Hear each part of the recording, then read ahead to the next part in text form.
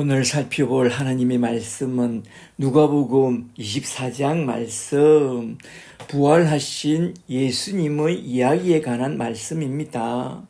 오늘 또 누가복음 24장 말씀을 가지고 그 뜻을 풀어나갈 때에 주께서 지혜와 계시의 영을 부어주사 하나님 뜻과 복음 진리를 밝히 깨닫게 되는 귀한 시간이 되기를 간절히 축복합니다. 축복합니다.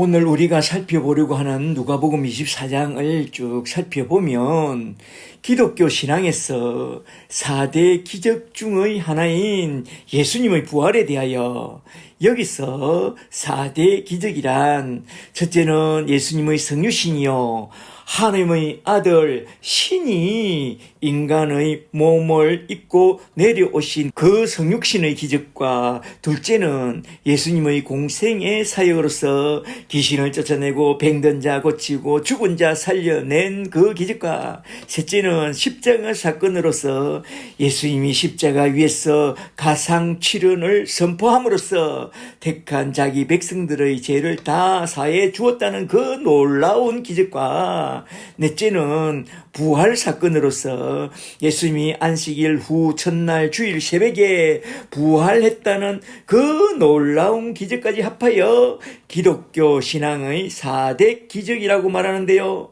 이것은 지혜와 계시의 영을 받고 눈과 귀가 열린 자만이 딱 알아들을 수 있는 그런 놀라운 기적이죠. 그런 4대 기적 중에 예수님의 부활에 관하여 말하자면 안식 후 첫날 주일날 하루 동안에 일어난 세 가지 사건을 중심으로 쭉 써내려가는 누가복음 24장 말씀을 한번 쭉 살펴보려고 하는데요.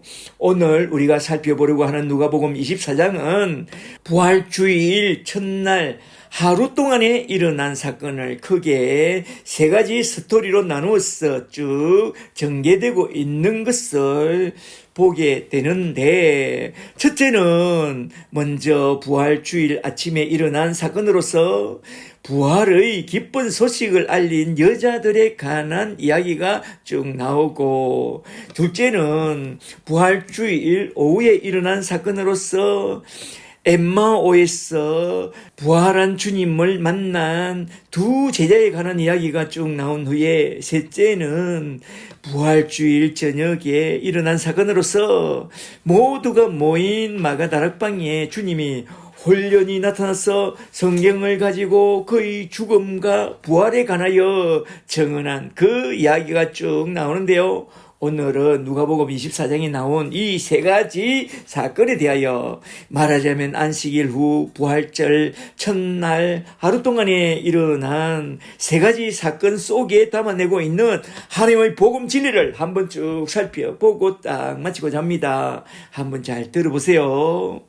그리고 다음 주부터는 누가복음의 속편으로 나온 사도행전 1장부터 장별로 한번 쭉 살펴보도록 하겠습니다. 많이 기도하시고 기대하세요. 할렐루야. 아멘. 첫째로 먼저 첫 번째 대지로 넘어가서 누가복음 24장 1절부터 12절에 나온 말씀. 안식 후 첫날 새벽에 일어난 부활의 기적을 목격한 여자들의 이야기부터 한번 쭉 살펴보도록 하겠습니다. 누가복음 24장 1절에서 시작하고 있는 이 말씀을 잘 보세요. 1절에 안식 후 첫날 새벽에 그 놀라운 부활의 기적이 일어났다는 것입니다. 우리가 부활절 날에 늘 불러왔던 찬송가 속에 부활의 그 놀라운 기적이 너무나도 잘 나타나 있는데요. 우리 다 함께 한번 불러보도록 할까요? 무덤에 머물러 예수 내 구주 새벽 기다렸네 예수 내 주 원수를 다 이기고 무덤에서 살아나셨네 어둠을 이기 지시고 나와서 성도와 함께 길이 다스리시네. 사셨네 예수 다시 사셨네. 아멘. 마태복음 1장 21절을 보면 우리 주님이 자기 백성을 저희 죄에서 구원할 자로 미래행 동사로 오셨고, 요한복음 19장 30절을 보니 테텔레스타이, 다 이루었다는 완료행 동사를 써서 예수님이 십자가에 달려 죽음으로써 자기 백성의 모든 죄를 다 해결해 주셨고 그들을 죄에서 구원해 주셨다고 딱 선포한 후에 십자가에서 죽음으로써 구원을 완료했고 무덤에서 부활하심으로써 구원을 완성했다고 하는데요. 이에 대하여 사도 바울은 로마서 4장 25절에서 이렇게 딱 선포합니다. 로마서 4장 25절에 예수는 우리가 범죄한 죄 때문에 십자가에 내어줌이 되었고 우리를 의롭다 해주기 위하여 다시 살아나셨느니라 부활하셨다라고 말합니다. 그리하여 예수님이 저 십자가에 달려 죽을 때에 죄와 저주와 사망의 권세를 잡은 저 원수 마귀 사탄을 때려잡고 저 무덤 속에 딱 끌고 내려가서 저 무덤 속에 팍 집어 던져놓고 우리 주님 홀로 부활하사 이 세상에 다시 나타났으니 그때에 온 세상은 고요조요했지만 그러나 주님의 무덤가에선 어마어마한 일이 일어났습니다. 빛나는 천사들이 하늘에서 슈슈 내려오고 빛나는 우리 주님의 부활의 영광스러운 광채가 온 세상을 새하얗게 비추는 그 순간 온 천지에는 천지개벽이 구강쾅쾅쾅 일어났고 그때부터 온 세상은 우리 주님의 부활의 에너지로 크게 출렁이기 시작했으니 그날 부활절 전날 새벽에 우리 주님이 부활하는 놀라운 그 기적이 일어난 것입니다. 할렐루야.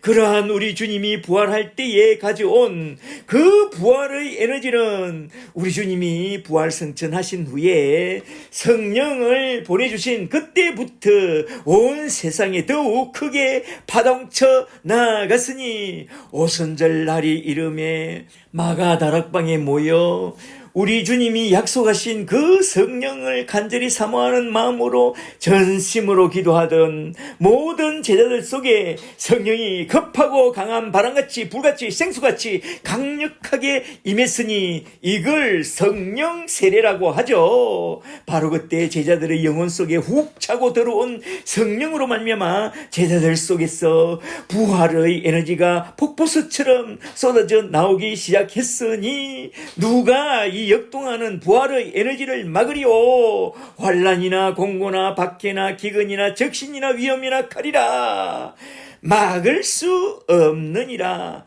그리하여 베드로를 필두로 하여 모든 사도와 제자들이 십자가와 부활의 증인이 되었으니 이러한 부활의 물결은 예루살렘으로부터 시작하여 온 유대와 사마리아와 땅끝까지 이르러 도도히 흘러나갔습니다. 그런 역동하는 성령의 물결은 전 세대에 걸쳐 도도히 차고 흘러 넘쳐서 지금 우리 교회까지 흘러 들어왔으니 강물은 흘러갑니다. 아하, 제3한강교 밑을 당신과 나의 꿈을 싣고서 흘러만 갑니다. 그 성령의 물결은 이제 우리 교회로부터 시작하여 가서 모든 민족을 제자로 삼는 일에 수동태로 쭉 흘러나가서 온 지구촌을 다 변화시켜 버릴 것입니다. 주님 오실 때까지. 그러므로 너희는 먼저 이 부활의 복음과 함께 성령부터 딱 받으라 이 말입니다. 십자가와 부활의 복음과 함께 성령을 딱 받게 되면 지혜와 계시의 영이 딱 열리면서 하나님이 좋고 우리 예수님이 좋아서 기뻐 뛰며 주의 복음을 땅끝까지 전해주고 싶어서 마구 달려나가게 될 것입니다. 그런 저와 여러분들이 다 되시기를 주 예수 그리스도의 이름으로 간절히 축복합니다. 축복합니다. 아멘. 그리고 이어서 나온 말씀을 좀 더 보세요. 24장 1절부터 잘 보세요. 1절에 안식 후 첫날 새벽 미명에 이 여자들이, 여기에 나온 이 여자들은 누구냐? 24장 10절을 보니 이 여자들은 막달라 마리아와 요한나와 야고보의 모친 마리아와 그리고 살로메였다고 하는데요. 그들이 그 준비한 상품을 가지고 무덤에 가서 돌이 무덤에서 굴려 옮겨진 것을 보고 무덤 안에 들어가니 주 예수의 시체가 보이지 아니하더라.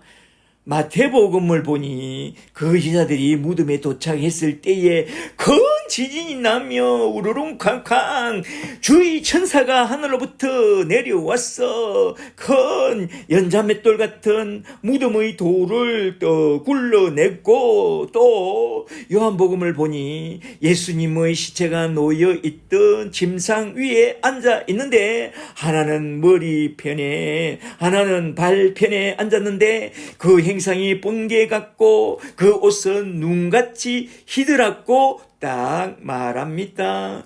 여기에 나온 두 천사가 하나는 주님의 머리편에 하나는 주님의 발편에 앉아 있는 이 모습을 잘 보세요.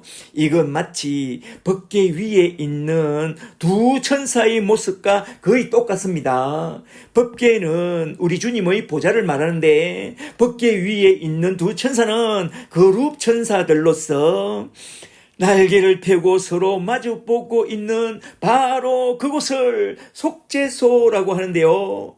예수님이 누워있던 바로 그곳이 속죄소라는 거죠. 그 속죄소 위에 예수님의 피를 뿌림으로써 우리의 모든 죄를 다 속죄하신 후에 우리 예수님은 무덤을 뚫고 딱 걸어 나온 것입니다. 할렐루야.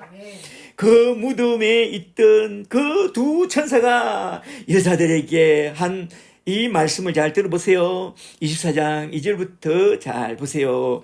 2절에 돌이 무덤에서 굴려져 옮겨진 것을 보고 무덤에 들어가니 예수의 시체가 보이지 않더라. 이로 인하여 근심할 때에 문득 찬란한 옷을 입은 두 사람이 두 천사가 곁에 섰는지라. 여자들이 두려워 얼굴을 땅에 대니 그 두 천사가 이르되 어찌하여 살아있는 자를 죽은 자 가운데서 찾느냐? 여기 계시지 않고 살아났느니라. 갈릴리에 계실 때에 너에게 어떻게 말씀하셨는지를 기억해 보라.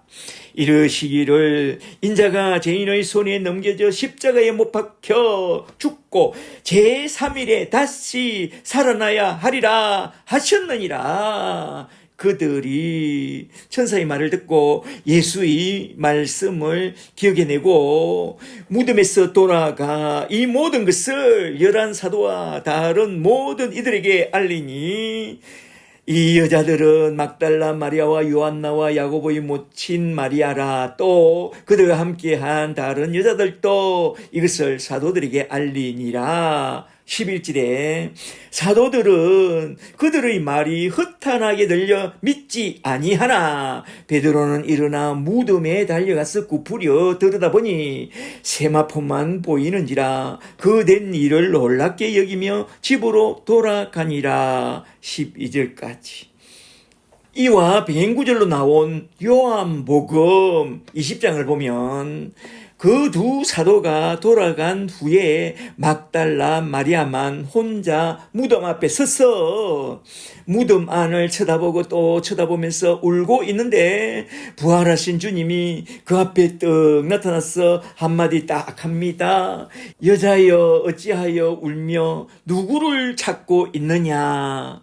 그러는 주님의 음성을 듣고도 주님을 전혀 알아보지 못합니다. 그래서 주님이 레디 선 딱 하고 그의 눈을 딱 열어주니 그제서야 주님을 딱 알아보고 주여 하면서 예수님의 옷자락을 잡으려고 하니 주님이 한마디 딱 하죠. 나를 붙들지 말라. 내가 아직 아버지께로 올라가지 아니하였노라. 이게 무슨 말씀이냐? 이제부터는 나를 붙잡지 말고 내가 보낼 또 다른 보혜사 성령을 딱 붙잡아야 한다 이 말입니다. 이건 요한복음에서 자주 하신 그런 말씀인데요. 너희는 이제 나를 붙잡지 말고 이제부터는 성령을 딱 붙잡아야 한다 이 말입니다. 할렐루야. 그러니 마리아가 그 말귀를 딱 알아듣고 눈물을 닦고 주님을 바라보니 주님이 또 한마디 하죠. 너는 가서 전하라. 너희 주님이 부활했다고. 그러니 마리아가 너무나도 기뻐서 일어나 달리고 달립니다. 사마리아 운물가에서 주님을 만난 그 여인처럼 너무나도 기뻐서 정신없이 달려갑니다. 레디 고 뛰어 막달라 마리아가 막 뛰어가서 제자들에게 내가 우리 주님을 만나 보았노라고 하니 그때 제자들이 뭐라고 그랬는지 아세요? 아유 마리아야 너가 그렇게 울어샀더니만 이제 마탱이가 가가지고 헛개비를 보는구나 쩌쩌다면서 마리아의 말을 아무도 믿지 아니하였다고 해요. 말하자면 그들은 아무도 예수님의 부활을 전혀 믿지 않았다는 것입니다. 이게 뭡니까? 그러면서 첫 번째 문단은 딱 끝나는데요. 요한복음 20장 9절에서 이렇게 딱 말씀하고 있습니다. 요한복음 20장 9절에 그들은 성경에 주가 죽은 자 가운데서 다시 살아나야 하리라 하신 그 말씀을 아직은 믿지 못하더라 라고 해요. 요한은 주님이 다시 살아나사 부활 성천하신 후에 보혜사 성령님을 내려주사 지혜와 계시의 성령을 딱 받은 그 후에 드디어 예수님의 부활을 딱 믿게 되었다고 그렇게 말씀하고 있습니다.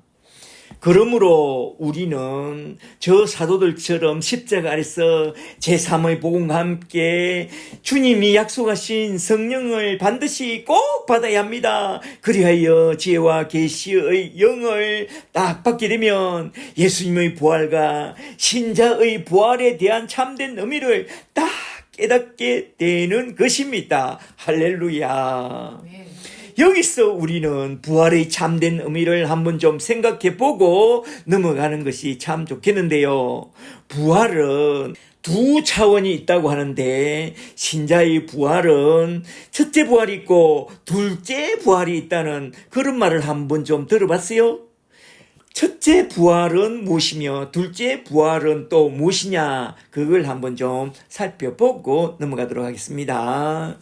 첫째로 먼저 첫째 부활이란 영혼의 부활로서 예수를 믿어 제사함과 더불어 성령을 딱 받게 되면 죽었던 영혼이 다시 되살아나게 되는 그것을 첫째 부활이라고 말하는데요. 요한복음 5장 25절을 잘 보세요. 요한복음 5장 25절에 진실로 진실로 너에게 이르노니 영적으로 죽은 자들이 하나님의 아들의 음성을 들을 때가 오나니 곧 이때라. 듣는 자는 살아나리라. 복음을 듣고 믿는 자는 그 영혼이 살아나리라. 말하자면 진리의 말씀 곧 구원의 복음을 듣고 예수를 온전히 믿게 되는 그 순간 성령이 우리 속에 훅 차고 들어와서 죄와 허물로 죽었던 우리 영혼이 다시 살아나게 되는데 죄와 허물로 죽었던 우리 영혼이 다시 살아나는 그것을 첫째 부활이라고 말하고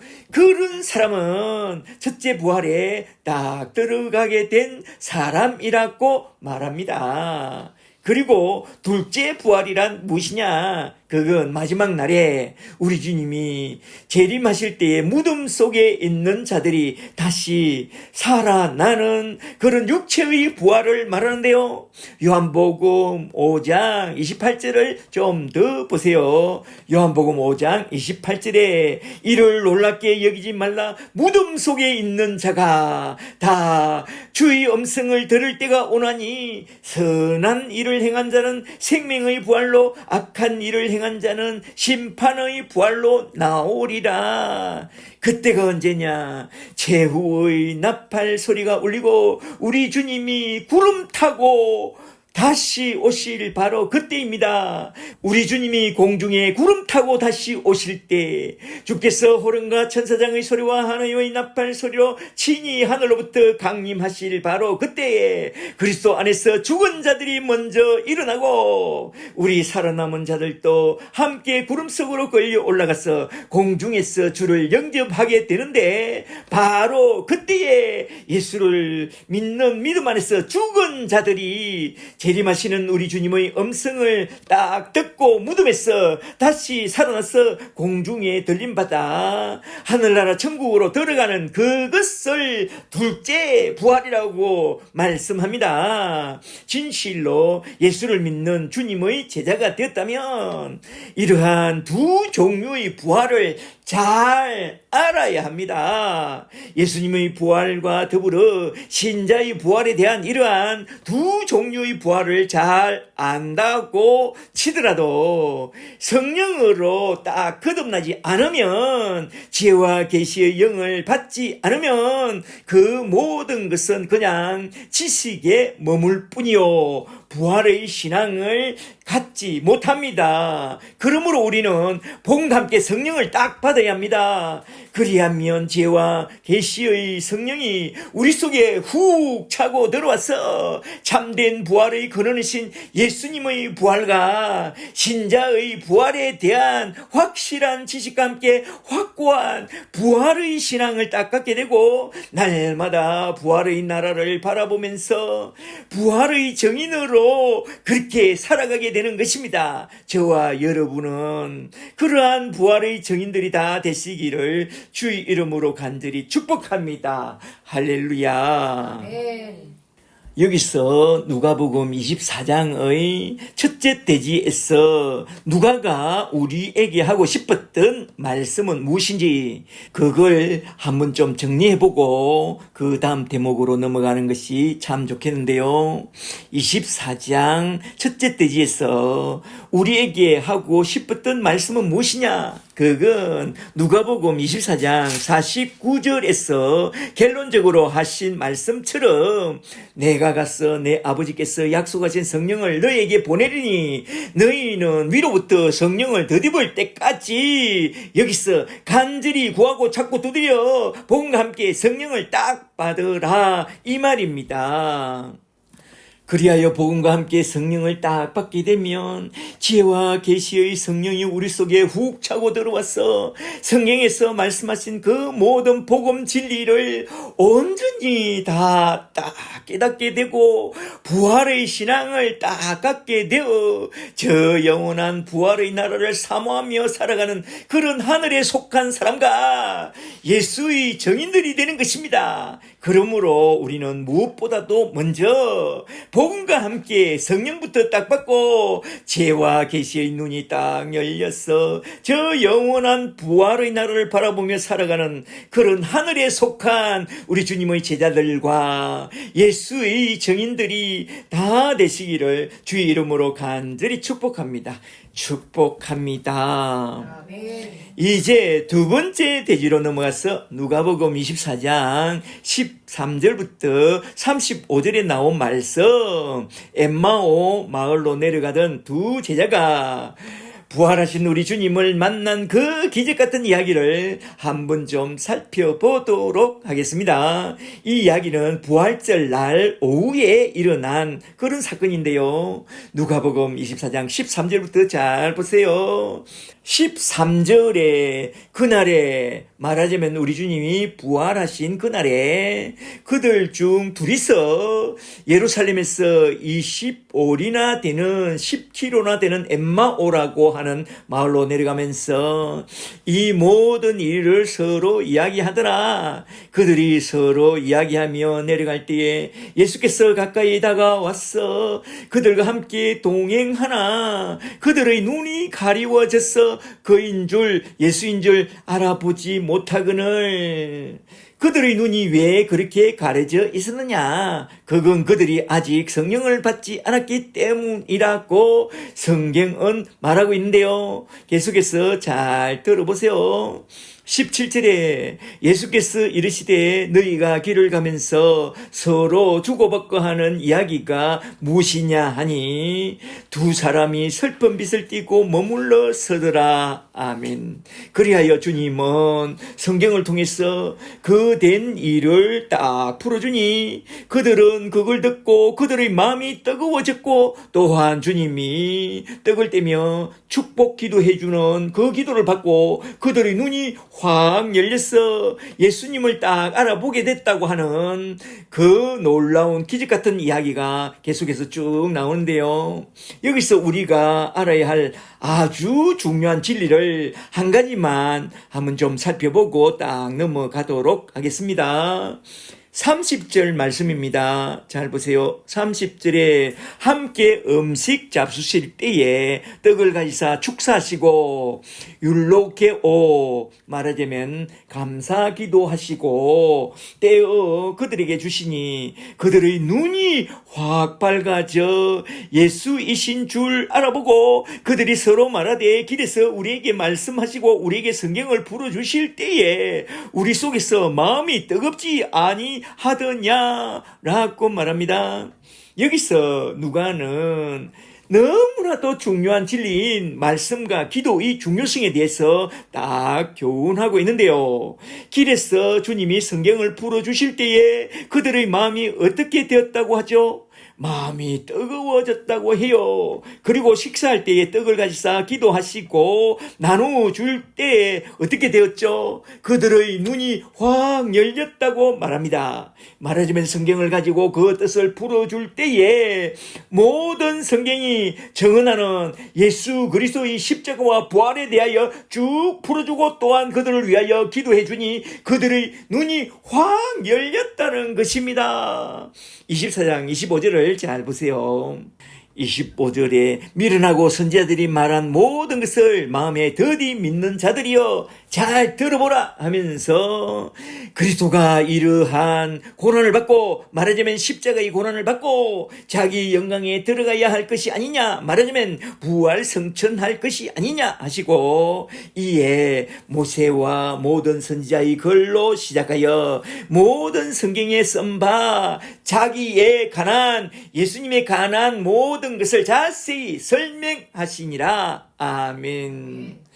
바로 이러한 예수님의 전례를 따라 사도 바울도 해당에 설 때에는 언제나 성경을 가지고 그 뜻을 풀어 그리스도가 고난을 받고 죽은 자 가운데서 다시 살아난 것을 증언하면서 예수 그리스도를 믿고 받아들일 것에 대하여 강력하게 전했다고 하는데요. 사도행전 17장 2절을 잘 보세요. 사도행전 17장 2절에 바울이 자기의 갈래대로 말하자면 예수님의 전례를 따라 그들에게로 들어가서 해당에서 세 일의 동안 성경을 가지고 강론하며 그 뜻을 풀어 그리스도가 해를 받으시고 고난을 받으시고 죽은 자 가운데서 다시 살아나야 할 것을 증언하고 이르되 내가 너에게 전하는 이 예수가 곧 그리스도라고 증언한 후에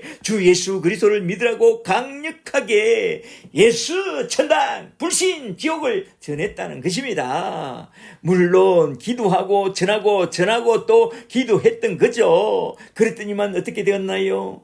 듣는 이들의 마음이 활짝 열려 예수 그리스도의 복음을 받아들이는 자가 많았다고 말합니다. 물론 복음 복음은 바울이 전했지만 성령이 그들의 마음을 딱 열어준 것이죠. 복음을 전했더니만 말입니다. 그렇다면 우리는 어떻게 해야 하느냐? 우리도 바로 이러한 전례를 따라 주의 말씀을 전할 때는 성경을 가지고 오직 예수 그리스도의 죽으심과 부활에 담겨 있는 구원의 복음을 잘 전해야 한다 이 말입니다. 전에 우리가 종교 개혁자들의 성찬론을 살펴볼 때에 한번 쭉 살펴봤듯이 루트와 칼빈이 말하기를 강단에 서서 설교할 때에 성경을 가지고 오직 예수 그리스도의 복음을 잘 전해야만 성령이 그 설교 속에 역사하지 그리스도의 복음 외에 다른 개상한 간증이나 다른 잡다한 소리를 한다면 절대로 그 설교 속에 성령이 역사하지 않는다고 했습니다. 그러므로 우리가 전도할 때나 설교할 때나 그저 성경을 가지고 그 뜻을 풀어나갈 때에 오직 예수 십자가의 복음과 부활의 복음을 딱딱 전해야 합니다. 그렇게 십자가의 복음과 부활의 복음을 잘 전해주기만 한다면 예수께서 기뻐하시고 예수의 영이 성령이 그 속에 역사사 듣는 이들에게 큰 감동을 주고 보혜사 성령님이 크게 역사사 십자가의 복음과 부활의 복음을 딱 받아들이도록 그 마음을 주관하신다는 것입니다. 그러므로 우리는 어디서 무엇을 하든지 언제나 성경을 가지고 십자가와 부활의 증인이 되어야 합니다. 설교 시간에 괜히 이 소리 저 소리 헛소리 잡소리 같은 만담은 다 때리치우고 맹맹백백하게 예수 그리스도의 복음만 십자가의 복음만 전해야 합니다. 예수로 시작해서 예수 십자가와 부활로 결론 내는 그런 설교를 선포해야 되고 그런 전도를 해야 합니다. 다른 복음은 없나니 하늘로부터 내려온 천사라고 할지라도 우리가 전한 예수 그리스도의 복음 외에 다른 복음을 전하면 헛소리 잡소리 하면 저주를 받는다고 했습니다. 할렐루야. 아멘.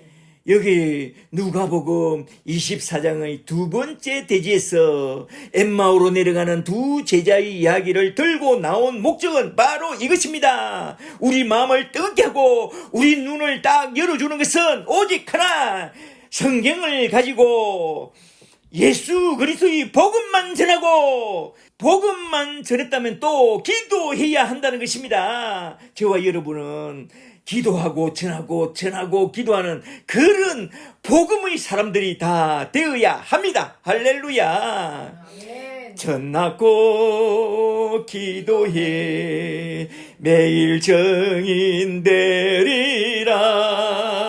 세상 모든 사람들 듣고 그 사랑 알도록. 아멘. 할렐루야. 아멘. 그리고 곧이어 나온 장면을 조금 더 보고 그 다음 대지로 넘어가도록 하겠는데요. 33절부터 잘 보세요. 33절에 곧 그때에 말하자면 두 제자가 예수님을 딱 알아본 그때에 일어나 예루살렘에 돌아가 보니 11 제자와 및 그들과 함께한 자들이 마가다락방에 모여 있어. 35절에 두 사람이 길에서 일어난 일과 예수께서 떡을 떼심으로 자기들에게 알리신 것을 말하더라. 말하자면 입에 거품을 물고 그들이 만난 부활하신 주님을 간증했다는 거죠. 그러니 그들이 그 말을 떡 믿는다요.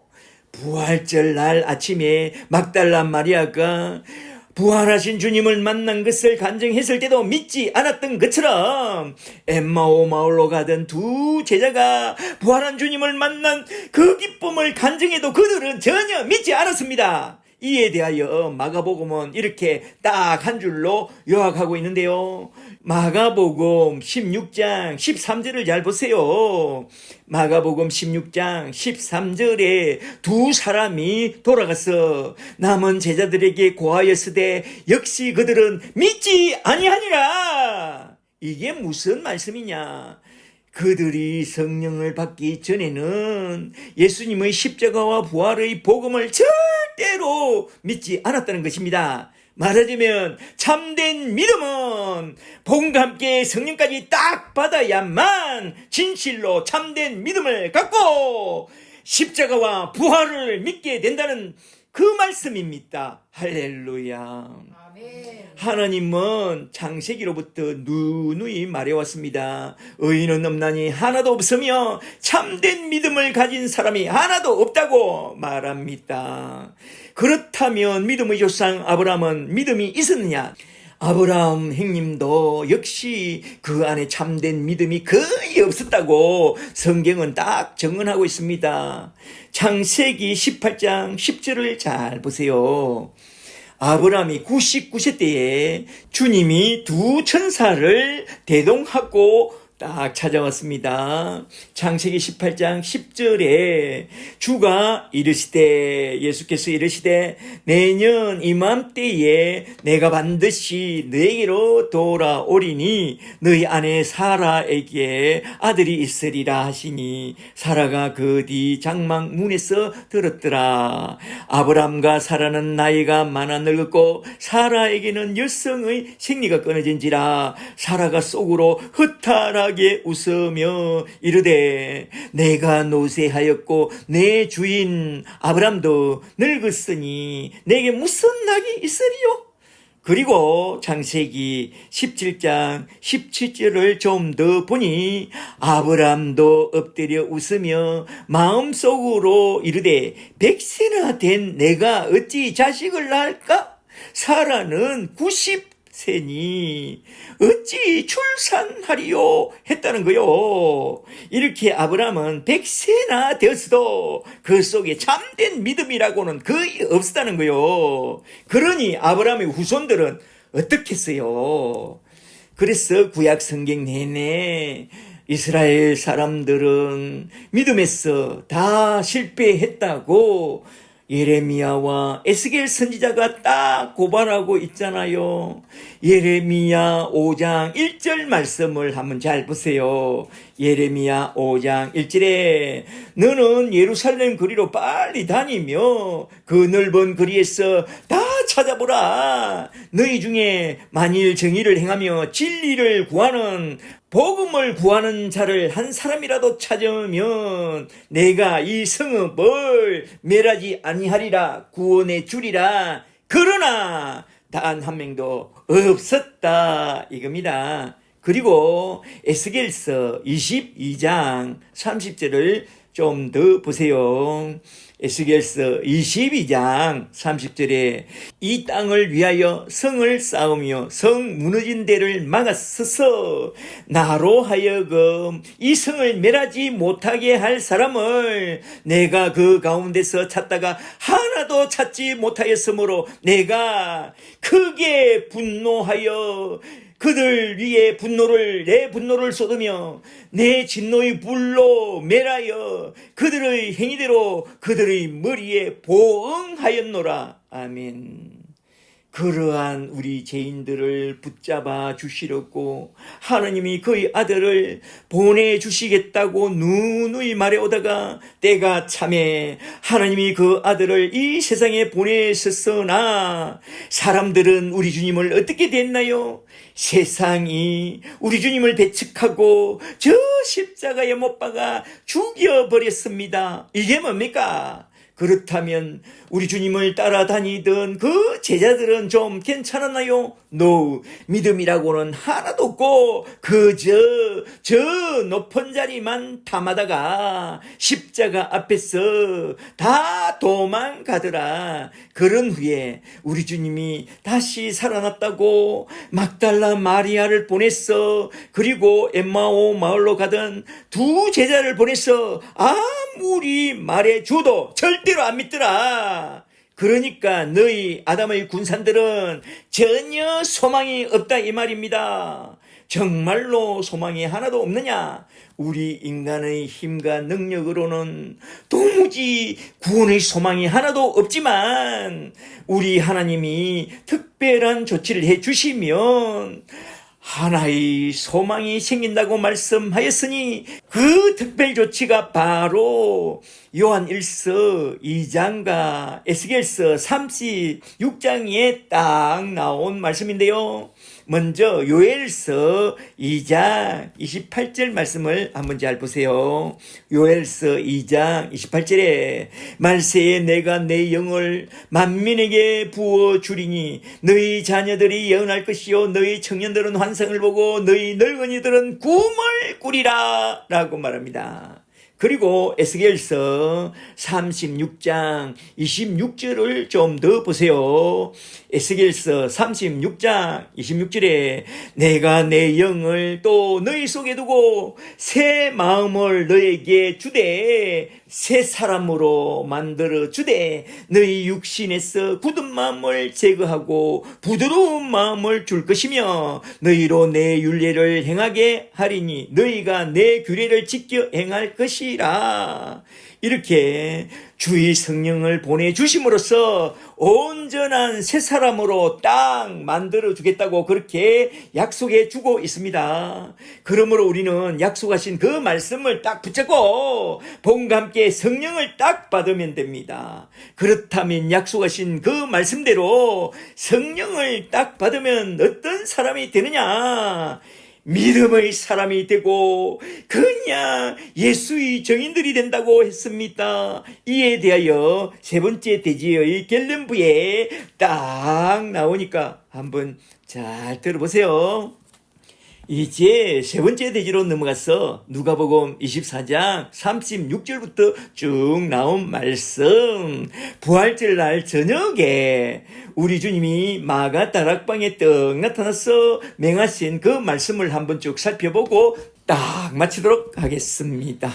부활절 날 저녁에 우리 주님이 마가 다락방에 홀연히 쓱 나타나서 하신 그 말씀이 정말로 중요한데요. 그게 24장 36절부터 딱 나오는데요. 이 중요한 말씀을 살펴보기 전에 먼저 살펴보고 넘어가야 할 것이 하나 있으니 그건 바로 예수님의 부활에 대한 다양한 증언들입니다. 사복음서를 잘 살펴보면 주님은 첫째로 부활절 첫날 새벽에 막달라 마리아에게 나타나시고 둘째로 부활절 날 오후에 엠마오로 가는 두 제자에게 떡 나타나셨고 셋째로 부활절 날 밤에 마가 다락방에 홀연히 떡 나타나서 너희는 먼저 성령부터 딱 받아야 한다. 성령부터 받으라고 말씀했습니다. 그리고 넷째로 그로부터 8일 후에 도마와 함께 있던 제자들에게 떡 나타나서 너는 나를 본고로 믿느냐? 보지 못하고 믿는 자들은 복되도다 라고 말씀했고 다섯 번째는 갈릴리로 되돌아가서 밤새도록 고생하며 고기 한마디도 잡지 못한 그 제자들에게 떡 나타나서 1호 3의 물고기를 떡 선물했고 여섯 번째는 갈릴리에 지시하신 그 산 팔복산 위에 모인 500여 형제들에게 떡 나타나셨고 일곱 번째는 주의 형제 야고보에게 딱 나타나신 후에 그건 고린도전서 15장 7절에 딱 나오죠. 여덟 번째로 사도행전 1장을 보니 우리 주님이 성천하시기 바로 직전에 떡 나타났어. 사도행전 1장 8절에 오직 성령이 너희에게 임하시면 너희가 권능을 받고 말하자면 성령과 함께 성령의 능력을 받고 예루살렘과 온 유대와 사마리아와 땅끝까지 이르러 내 증인이 되라고 딱 맹한 후에 저 하늘로 훌훌 날아가 버렸습니다. 제자들에게 예배당 하나 안 남겨주고 가버렸습니다. 제자 삼는 사역은 예배당 안에서 하는 게 아니라 필드에서 하는 것이라고 뭔가 무언의 말씀을 남기고 올라가신 것입니다. 할렐루야. 아멘. 그런데 이렇게 많은 부활의 증거들 중에 누가는 유독 부활절 당일날에 우리 주님이 나타나서 제자들에게 말씀하신 장면을 세 가지만 딱 발췌하여 기록해 놓았으니 그렇게 기록한 누가의 의도는 무엇일까요? 그걸 한번 쭉 살펴보고 딱 마치도록 하겠습니다. 잘 들어보세요. 먼저 누가복음 24장 36절부터 나온 이 말씀을 잘 보세요. 36절에 이 말을 할 때에 말하자면 엠마오에서 부활한 우리 주님을 만난 그 두 제자가 달려와서 간증하고 있을 바로 그때에 예수께서 친히 그들 가운데 서서 혼련히 나타나서 이르시되 너희에게 평강이 있을지어다 하시니, 요한복음에서는 평강이 있을지어다 하고 난 뒤에 숨을 내쉬며 성령을 받으라 라고 했죠. 37절에 그들이 주님의 나타나심에 깜짝 놀라서 무서워하여 그 보는 것을 영으로 생각하는지라. 바로 그때 주님이 말하죠.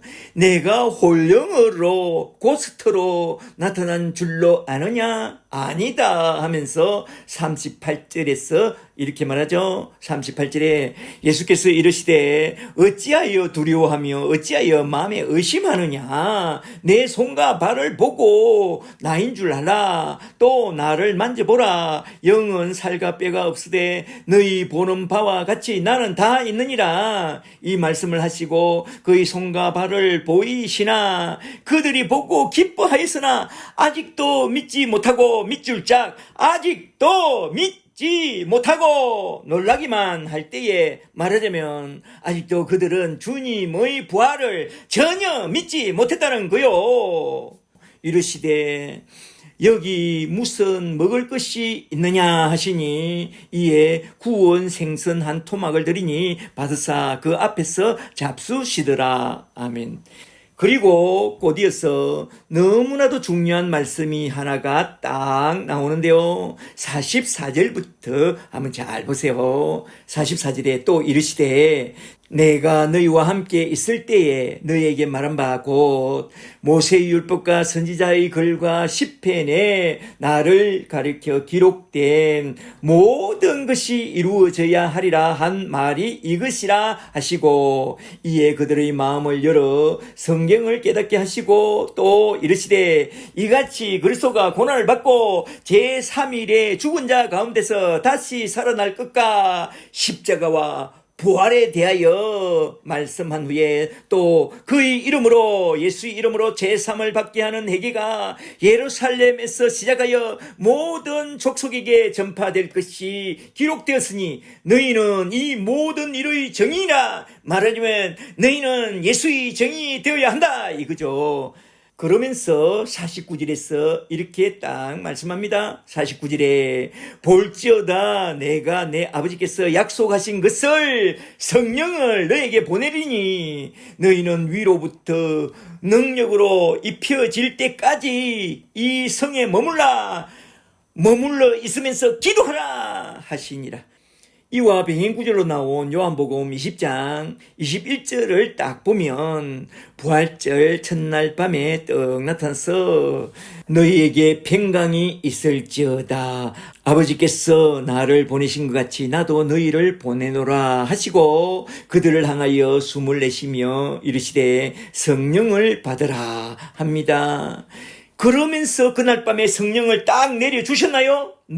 아니죠. 우리 주님이 부활 성천하신 후에 10일 만에 오순절 날에 성령을 딱 내려 보내주셨습니다. 부활절 날 밤에 숨을 내쉬며 성령을 받으라고 한 후에는 위로부터 약속하신 성령이 임할 때까지 이 성에 머물면서 기도하라고 했습니다. 말하자면 결론적으로 너희는 약속하신 성령을 꼭 받아야 한다 이 말입니다. 그것이 누가복음의 결론입니다. 주님은 끝까지 이렇게 제발 너희는 성령을 받아야 한다고 그렇게 말씀하고 있습니다. 그러므로 우리는 성령을 받아야 합니다. 복음과 함께 성령부터 받아야 합니다. 여기서 누가가 말씀하고 싶었던 그 말은 확실한 제자가 되고 확실한 예수의 증인이 되려면 어쨌거나 복음과 함께 성령을 반드시 꼭 받아야 한다. 아버지께서 약속하신 그 성령을 받고 성령의 능력까지 딱 덧입어야 한다, 이 말입니다. 이렇게 성령을 받으라고 강력하게 크게 강조하고 있습니다. 여기서 중요한 단어는 성령과 성령의 능력으로 덧입어라, 엔두오라는 이 말인데요. 이 엔두오, 덧입어라, 이 말은 로마서 13장 14절에선 주 예수 그리스도로 옷 입어라, 엔두오라는 말로 딱 나오고, 에베소서 6장 11절에선 하나님의 전신갑주를 입어라, 엔두오라는 그런 말로 딱 나오는데요. 로마서 13장과 에베소서 6장 말씀을 잘 정리해보면, 첫째로 예수 그리스도의 복음과 함께 성령으로 딱 거듭나야 한다고 하는 그런 말씀이요. 둘째는 하나님의 복음과 하나님의 성령으로 거듭났다면 이젠 하나님의 전신갑주인 복음 말씀과 성령의 능력으로 마치 철갑 슈트를 덧입는 것처럼 철끄덕 덧입고 영적 전쟁터로 나가야 한다고 하는 그런 말씀입니다. 그리할 때에 참된 예수의 제자가 되고 참된 예수의 증인이 된다, 이 말입니다. 할렐루야. 아멘. 그렇다면 우리는 성령을 딱 덧입고 또한 성령의 권능으로 딱 덧입는 그 길이 뭔지 그걸 잘 알아야 하는데요.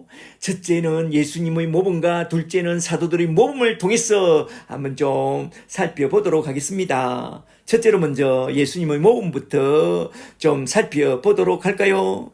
예수님은 먼저 성령으로 딱 태어났고 또한 성장할 때는 성령의 은혜 안에서 자랐고, 그리고 공생애를 시작할 때는 비둘 같은 성령을 덧입고 또한 한량 없이 부어주시는 성령의 은혜를 받아서 하나님의 일을 잘 감당했다고 말하고 있습니다.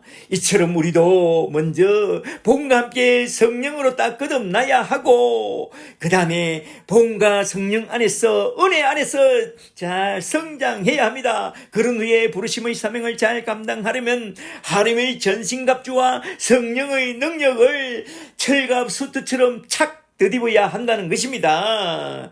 그러므로 우리는 먼저 복음과 함께 성령부터 딱 받고 복음과 성령의 은혜 안에서 잘 성장한 후에 우리 주님의 정인이 되어 하나님의 전신갑주와 성령의 능력을 착 덧입고 내공이 강한 그런 하나님의 전차 군단이 되어 부르심의 사명을 잘 감당하는 그런 예수의 정인들이 다 되시기를 주 예수 그리스도의 이름으로 간절히 축복합니다. 축복합니다. 둘째로 주님의 제자들의 실패와 그 성공을 통해서 한번 좀 살펴보고 넘어가는 게 참 좋겠는데요. 주님의 제자들을 잘 보세요. 3년 반이나 예수를 잘 믿고 잘 따랐으나 십자가 앞에서, 고난 앞에서는 다 물러갔습니다. 그리고 주님의 부활에 대한 소식을 듣고서도 전혀 믿지 않았고, 또한 주님의 부활을 다 보고서도 그들은 되돌이표 찍고선 사람을 낚는 어부가 아니라 물고기나 잡는 어부로 그냥 싹 돌아가 버렸습니다.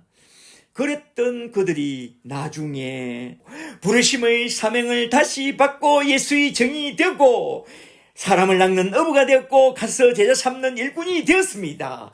어떻게 해서 그리 되었느냐? 그건 바로 그들이 오순절날에 성령을 딱 받고 또한 하나님의 전신갑주로 또 성령의 권능으로 딱 덧입고 그렇게 된 것입니다. 할렐루야.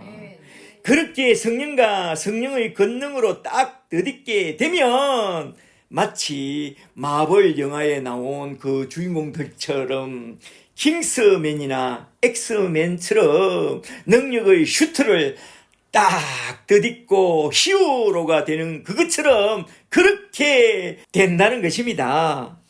잘 보세요. 우리 주님의 제자들은 복음과 함께 성령을 딱 받고 하나님의 전신갑주와 성령의 권능을 철끄덕 덧입고 킹스맨처럼 죽음도 순교도 불사하는 그런 예수의 정인 마르티온이 되어버렸잖아요.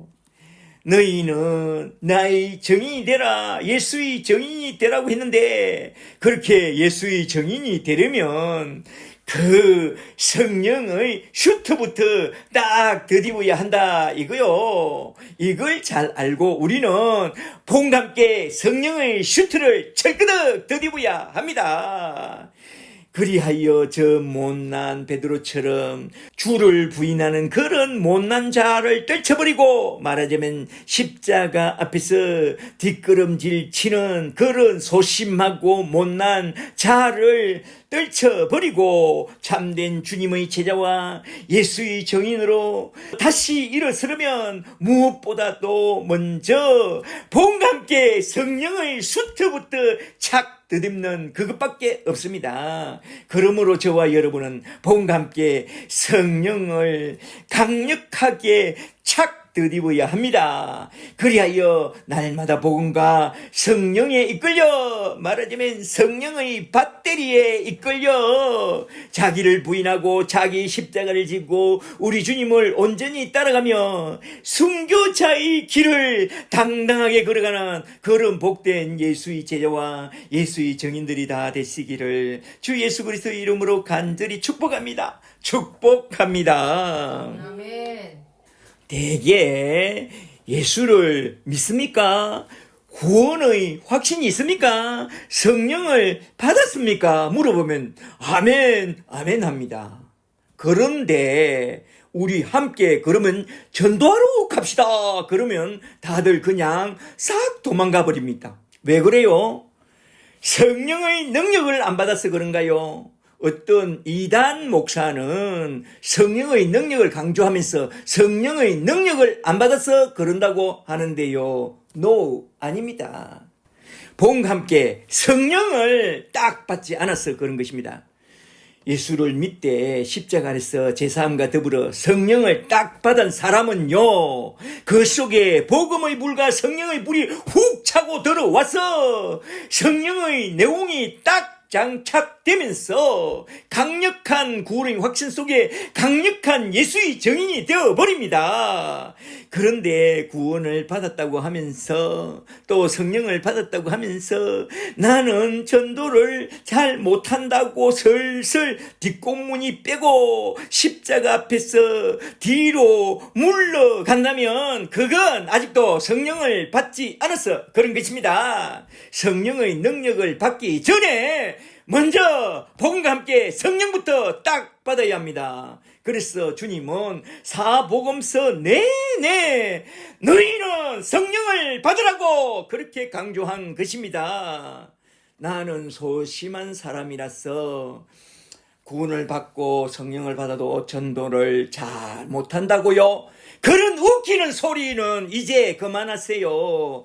그건 성격 문제가 아니라 성령을 안 받아서 그런 것입니다. 복음을 받고 성령을 받으면 우리는 그때부터 모든 것이 다 변합니다. 변하여 새 사람이 됩니다. 소심한 사람이 담대한 사람이 되고, 달질 사람은 온유한 사람이 되고, 무절제한 사람은 술과 담배를 딱 끊어버리고, 거룩한 예수의 사람이 되고 예수의 정이 되고 거룩한 복음 전도자가 되어버리는 것입니다. 할렐루야. 아멘. 그러므로 이제 성령은 받았는데 성령의 권능을 안 받아서 믿음이 부족하다는 그런 소리 하지 말고 먼저 복음과 함께 성령부터 딱 받으세요. 그리하여 복음과 함께 성령을 딱 받고 내 속에 들어온 성령의 내공, 성령의 불을 딱 장착하여 힘있게 일어나서 오늘도 내일도 성령의 능력으로